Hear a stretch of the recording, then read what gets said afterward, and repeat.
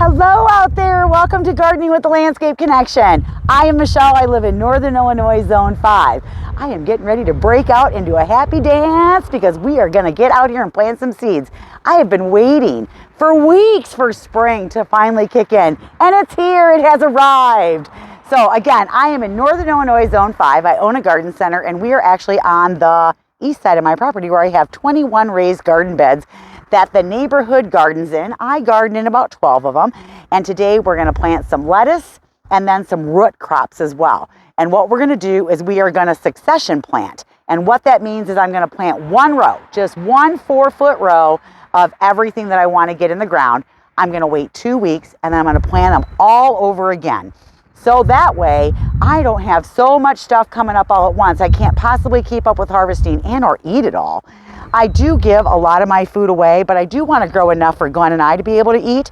So succession planting allows you to have those crops come in not all at the same time. So you'll grow some lettuce, it'll come up, and then if you stagger 2 weeks in between, by the time you've cut one row out, another row will come up. So typically what I do is I like to plant 3 rows of each crop. And so today in this 4x12 bed, we're going to be planting some loose leaf lettuce, some arugula, some spinach, some radishes, what else are we going to do? Beets and turnips.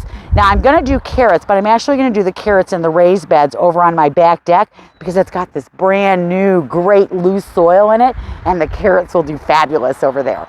So if this is your first time here, welcome. I'm so glad that you joined us. Don't forget to subscribe down below, hit that button, click the bell so that you know when our videos come out. And if you are a returning person, welcome back. Also, share with your friends. And if you have a gardening question, please leave it below. I'll be more than happy to try and answer it for you. So, the last time we were out here, we got a lot of the garden beds ready. So I've got this bed ready. It's got the compost already in it. I've already broken all the dirt up and kind of mixed that in. This was actually one of the beds that got compost put on it in the fall.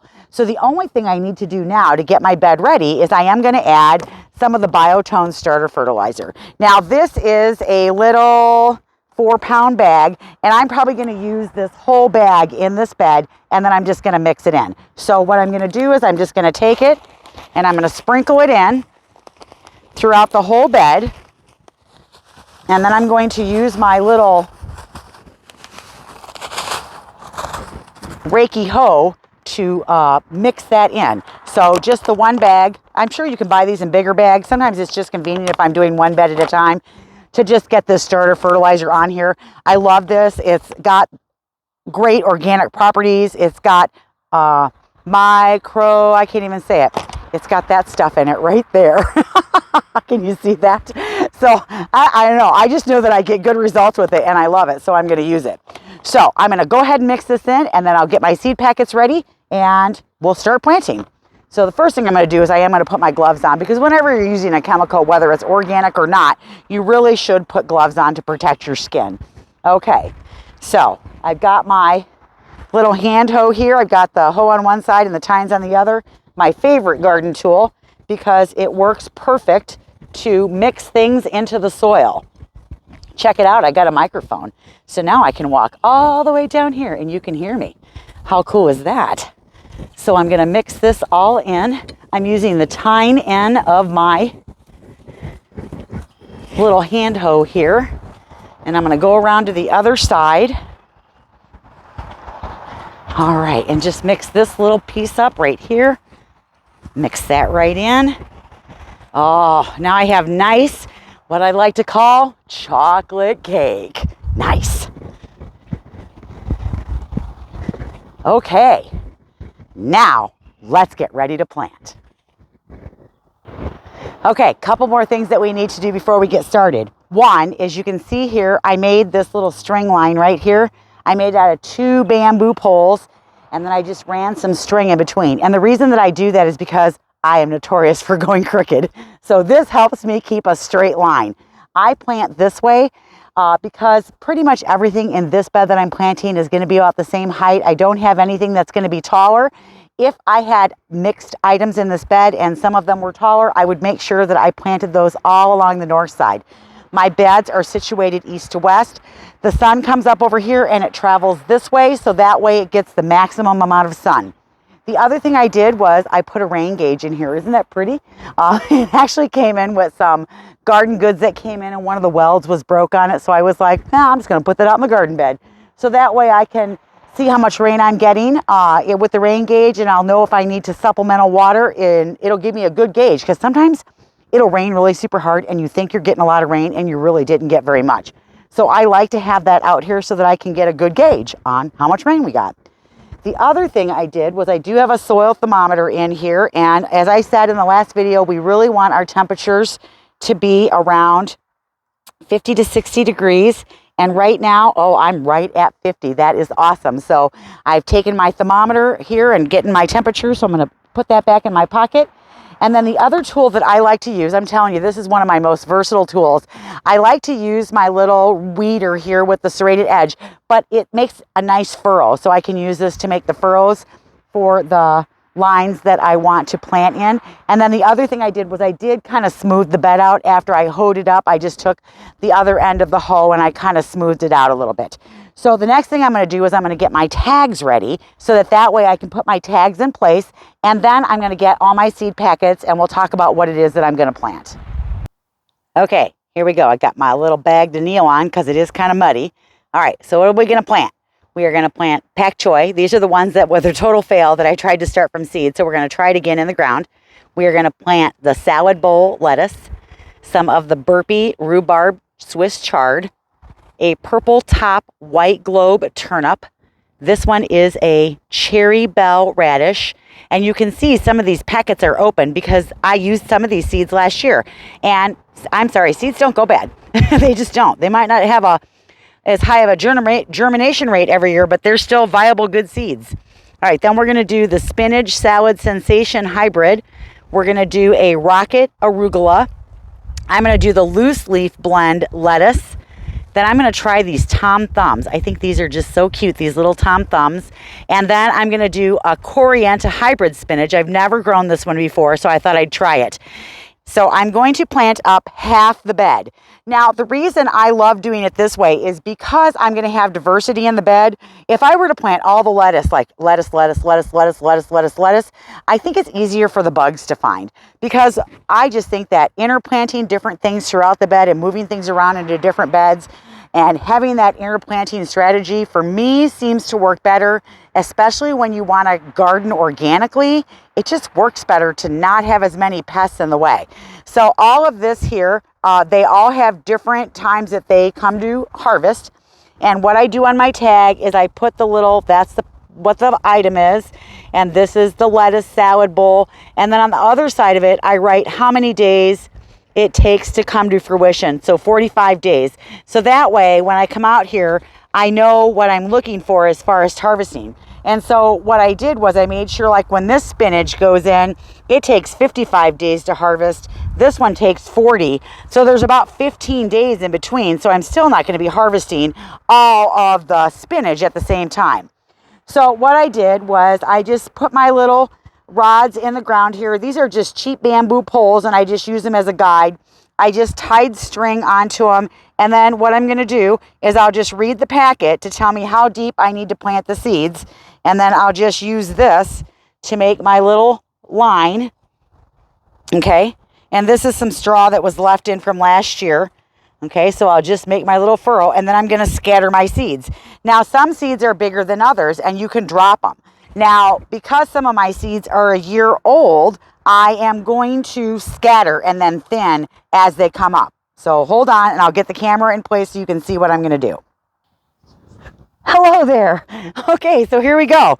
The first thing that we're going to plant is going to be our pak choi. Okay, we're going to put this one in the ground first, and on the back, it tells you how far apart to plant them and everything like that. So this is saying 10 inches on the row spacing, plant spacing 8 to 10 inches apart, but you only want them to be a 1/4 inch deep. Okay, so this is one of our cool seasons, and so these seeds are pretty small, and because the germination rate on these was so poor inside, I have decided I am scattering. So I am just going to scatter all up and down the row here, and these are not very deep at all, and I'm going to go all the way to the end. Okay, and I'm just going to fill that in, and I will thin those as I need to thin them. And then I'm just going to cover those up with just a little bit of dirt, and I'm going to tamp them down very lightly, and then that is ready to go. So the next thing I'm going to do is, now I already had my tag in place. I am going to pack a little soil around it so that it doesn't come up real easy. But then the next thing I'm going to do is I'm going to take my little stakes and I'm going to move them over to the next set that I'm going to do, and I'm going to make sure I have a nice straight line. And so I like to do that so that I do have a straight line. So the next one I'm going to plant is my Swiss chard, or no, I'm sorry, not the Swiss chard. It's going to be the lettuce salad bowl. Okay, so there is the lettuce salad bowl. It is 45 days to harvest. This is a loose lettuce, so it's a cut and come again, and I can just cut the leaves and then it'll grow some more leaves. And so this crop will go probably until the end of June, maybe if I'm lucky. We'll see. Sometimes, you know, when you have a bad spring like this, then summer comes like fast and furious. So again, I'm going to scatter these. The seeds are pretty small. Yep, they're pretty small, and I'm going to scatter the whole packet in the row. I don't thin these. I just let them grow. And so lettuce, loose lettuce is one of those things that I don't thin. I don't thin spinach. I just let them all come up. And I just, you know, scatter them in, and I'm barely going to cover those. Okay, so that one's all done. I'm going to lightly tamp it down, just like that. And then I'm going to pick my stick up, and I'm going to keep going. All right, and then I'm just going to keep planting seeds all the way down. Now, I'm going to go to, let's see, here. Here we go. Now, the next one, I'm going to actually have these switch places. I'm going to put the turnips here so I can show you the turnip seeds. Now, I am going to plant these a little bit closer together than I normally would. So this is my turnip seed here. And the turnip seeds are a little bit bigger, so it's a little bit easier for you to drop them individually. But again, because these are last year seeds, I'm going to germinate a little bit heavier. And you can do the same thing with the radishes and the turnips. Now, when you go to thin these out, and we'll do that when they start to come up. Oh, see, I never can reach all the way over there. That's why I should use my little tool here. Okay, and then I'm just going to scatter the rest of the way down, cover them up. There we go. There we go. Now, think about how big around a turnip gets. It's about 3 fingers. So when I go to thin these out, I'm going to thin them out so that there's one radish plant in between each of my fingers. And it's so hard to thin them out because you want to keep them all, but you can't. You have to thin them out so that the radish underneath the ground has room to grow, or the turnip, or the radish, or the beet, whatever it is. Beets are about 2 fingers. Now, sometimes 3 fingers. Turnips can be 3 to 4 fingers. Radishes can be 2. So you want to make sure that you leave that space in between. So I'm going to keep going all the way down until I finish all of the planting, and then I'm going to water it in. So we'll be right back. All right, coming down to the home stretch here. I'm on my last 2. All right, now I've never planted this little Tom Thumb before, so it's these little bitty butter lettuces right here. I'm kind of excited to grow them. So it says that these are perfectly formed little heads of buttery light green leaves, great in containers or to tuck into any garden space. Heads are just the perfect size for individual salads, ready to harvest in 40 to 45 days. So this one here says to space the rows 6 inches apart and plant them 8 inches apart.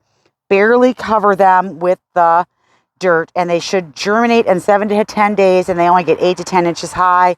And of course, they want full sun. So let's take a look at what these seeds look like. How big are they? Lettuce seeds typically are decent size. Let's take a look. Oh, these aren't too bad. So as you can see here, those are my lettuce size. And probably what I'm going to do with this, I'll probably scatter all of those and then thin it out. I think that might be the easiest way to do it. For me, sometimes scattering is easier because 1, it's faster, but 2, and I'm barely going to cover this, walk around to the other side. But 2, just in case the germination rate is low, I am guaranteed to for sure have stuff come up. So I'm just gonna put those down in there. Those are done. And then my last one, I'm gonna move it on over and finish my last one, which is the spinach coriander hybrid. So let's get that one in the ground, and then we'll finish everything else up for the day. Okay, so we got it all done. That is so cool. I can't wait till it germinates and comes up, which will be in about 7 to 10 days. It can take a little bit longer if it's cooler outside, but we've got some warm days coming up, so I'm pretty excited about that. I still have to lightly water it in, so I will get that done before I finish the day. But I just wanted to talk about like some of the care that you need to do for your lettuce. So there are really like 4 different kinds of lettuce. You've got your loose lettuce, which we've planted today. And then you've got your butter lettuce, which we planted some of that in a garden bed over at my house. And we will be hardening some of that off next week and getting that into one of the garden beds later. You have romaine lettuce, which is that stalky lettuce, but it's also a head that you're going to grow. And then you've got like your iceberg lettuces, and those are where you're growing a head of lettuce as well. So those really are kind of the 4 kinds of lettuce that you're going to grow. They are cool season crops, so they want to grow when it's cool out. They're pretty much done in zone 5, right around the end of June. Now, if you are in a warmer climate, they might be done before that, maybe more towards the end of May. And if you're in a colder climate, you might get away with, having them go a little bit longer. Now, there are certainly times that you can create shade in your garden beds to kind of protect it from some of the hot afternoon sun and create some relief from that. But when you start getting into the late or the high 80s and the low 90s, lettuce just isn't going to grow. Arugula is not going to grow. They just want to be done. So then you would just pull all of your crops after you've harvested them for the last time, and then you will just plant them again in the fall. And what you do is you figure out, so for example, one of the lettuces that we're growing is the salad bowl. So the salad bowl takes 45 days to come to germination. So what I would do is the last frost date here or the first hard frost date that we normally get is usually around Halloween here. So if I were to play it safe and go, okay, let's go like mid-October and count back 45 days, I would know when the last time is that I could actually plant a crop for fall and have lettuce in the fall as well. So pretty easy to do the math and just figure that out based on where you live and when your first frost is in the fall. So not a lot of insect pressure with lettuce. Sometimes you'll have aphid problems. I plant calendula in one of my beds, and I don't really harvest it. I use it as a host plant, and it really attracts aphids like mad. And so if I plant it in one of my beds, the aphids have a tendency to all go to the calendula, and then I don't have to worry about it on the rest of my crops. I think interplanting, since I started doing that, and I stopped planting all the broccoli in one bed and all of the cauliflower in one bed and all of the cantaloupe in one bed, once I started moving things around and started just doing diversity in the beds, I've had less pest problems than I've ever had. And so for me, that seems to be working pretty good. So we're going to keep doing it. So today we've got our seeds planted. I'm pretty happy about that. We'll keep succession planting. I'll probably plant some of these 3 times. Some of these I might plant 2 times. Some of them I might actually plant 4 times because some of the crops I'm growing so that I can freeze as well. So over the weekend, we're going to start hardening off those peas, the broccoli, the cauliflower, and some of the head lettuce that I have. I have some butter lettuce, some romaine, and some iceberg lettuce. I didn't grow them from seed. I brought them into the store, and I'm just going to use the little transplants that came in, and I'm going to harden them off. And so we'll be planting those on Monday. I can't wait because the peas are really big, and so that'll be a fun crop to do as well. So I hope this was informative. I hope it inspires you. I know it doesn't look like much, but it will. I am so jazzed that I am able to get out here and plant. So thank you so much for watching. Keep on gardening, and we'll see you in the next video. Bye now.